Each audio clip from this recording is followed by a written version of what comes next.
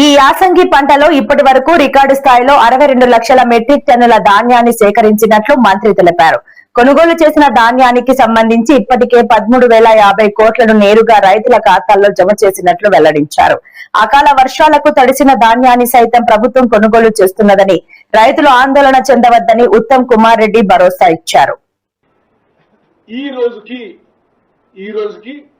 60 లక్షల మెట్రిక్ టన్నులు ఈ యాసంగి పంటలో కొనుగోలు చేసినాము.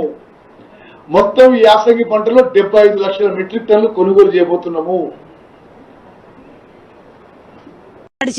నేను మొన్న ఇద్దరిని పెట్టుకొని వానల దడితే ఇద్దరిని పెట్టుకొని అటు ఎత్తి పోసినాం. కుప్ప ఎత్తిపోతే 10 రోజుల జల్లి పోసి అవి పాసు కావాయే తీసుకోరాయి. మాకు ఏం లేక మంచిది పట్టుకొని కైకిలు చేసుకొని బతామని బతుకుతున్నాం.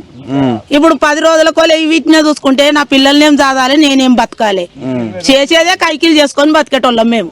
మాకేం జాగలేదు, భూమి లేదు, మంది చేసుకొని బతికేటోళ్ళం. 12,000 ఇడ్సబెట్టి 10 రూపాయలు సుతే తెలియదు మాకు. కైకిలు మాకు ఏం భూమి లేదు, ఏది లేదు. సత్య బొంద పెట్టనీకి సుతే లేదు. కైకిలు చేసుకొని బతికేటోళ్ళని చూస్తే ఇదే నాశనం చేయబట్టాడు. మీలాంటి పేదోళ్ళకి కాంగ్రెస్ వచ్చినాక ఏమైనా లాభం జరిగిందా? ఏం లాభం లేదు, లాభం లేదు, మాకేది లేదు. చేస్తేనే కైకిలి. ఈ ఒడ్లను మంది చేసుకొని బట్టే ఒడ్లను చూసుకుంటా 10 రోజుల కొలి ఇన్నే ఉండబడితే